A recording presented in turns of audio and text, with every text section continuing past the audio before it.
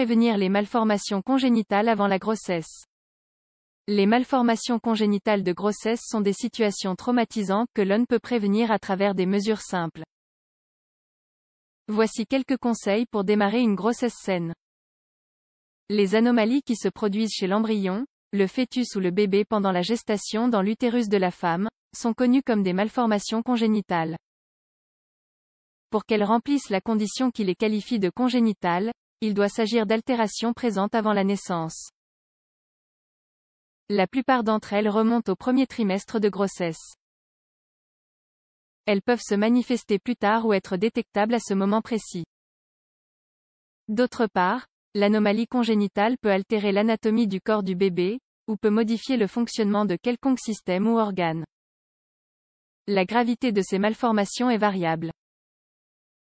Certaines sont totalement compatibles avec la vie et ne génèrent pas de désagréments majeurs à l'être humain une fois qu'il est né. En revanche, d'autres sont de gravité modérée et provoquent des handicaps durables ou requièrent un traitement chronique. Voire même une intervention chirurgicale sur le nouveau-né. Il existe également des malformations congénitales qui sont incompatibles avec la vie. Elles entraînent alors une fausse couche ou la mort du nouveau-né dès qu'il quitte l'utérus. Cause des malformations congénitales liées à l'ADN. Malheureusement, dans la plupart des cas spécifiques d'embryons, de fœtus ou de nouveau-nés présentant des anomalies congénitales, on ne connaît pas les causes. Cependant, il est possible parfois de les identifier. Nous énumérons donc en premier lieu, les causes connues liées à l'ADN. Altération chromosomique, l'origine est une erreur dans les chromosomes de l'ovule ou du spermatozoïde. Une fois que l'œuf s'est formé, il reste constitué d'une quantité anormale de chromosomes, d'un chromosome brisé, ou situé à un autre endroit. Un exemple est le syndrome de Down. Anomalie génétique, l'origine est une altération d'un gène concret. Les erreurs génétiques peuvent être héréditaires ou produites par des dommages dans les gènes pendant la fécondation. Certains exemples sont l'achondroplasie, la mucoviscidose ou la phénylcétonurie.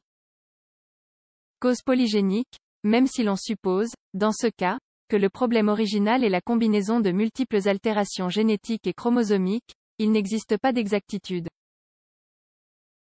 Le spina bifida, l'anencéphalie, la fente labiale ou la luxation congénitale de la hanche, en sont quelques exemples. Causes externes des malformations congénitales. Dans un deuxième temps, nous évoquons les causes d'origine externe à l'embryon ou au fœtus, mais qui peuvent générer une anomalie congénitale. Maladie de la mère pendant la gestation, elles peuvent altérer la formation de l'embryon ou du fœtus, et occasionner des anomalies congénitales. Les mères diabétiques qui ne parviennent pas à contrôler la glycémie, les femmes souffrant d'hypertension qui ne peuvent pas contrôler leur tension ou l'hypothyroïdie qui n'est pas traitée correctement en sont des exemples.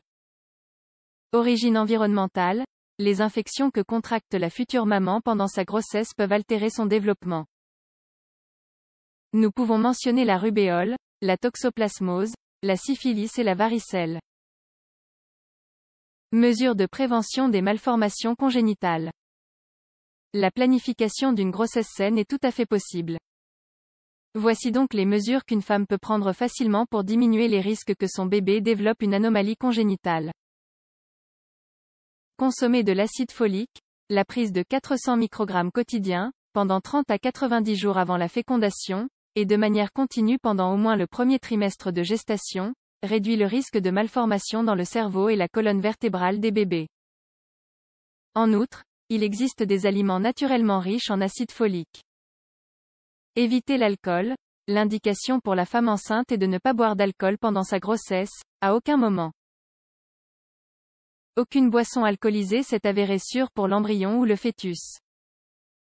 Ne pas fumer, le tabac et la nicotine sont associés à des naissances prématurées. Et à la fente palatine chez les bébés. Les femmes enceintes ne devraient donc pas fumer, ni rester dans des environnements où d'autres personnes fument. Ne pas consommer de drogue, la cocaïne, la marijuana et l'ecstasy affectent le développement gestationnel d'un bébé. Ces drogues ont été associées à une insuffisance pondérale à la naissance, ainsi qu'à des malformations anatomiques importantes dans les voies urinaires et le cœur. Faire abstraction des médicaments en vente libre. Certains médicaments ne sont pas indiqués pour les femmes enceintes parce qu'ils modifient le développement embryonnaire en provoquant des anomalies congénitales. Il ne faut donc jamais s'automédicamenter. L'importance d'un contrôle médical pendant la gestation. Le contrôle médical de la grossesse, ainsi que les consultations préalables pour les couples qui souhaitent avoir des enfants, sont fondamentales. En effet, le professionnel de la santé est compétent et formé pour détecter les altérations à temps, les diagnostiquer et les traiter. Il est également apte à offrir des conseils adéquats qui préviennent les malformations congénitales. Voici 2 actions primordiales d'un médecin envers une femme qui souhaite devenir mère, ou qui est déjà enceinte. Vaccination.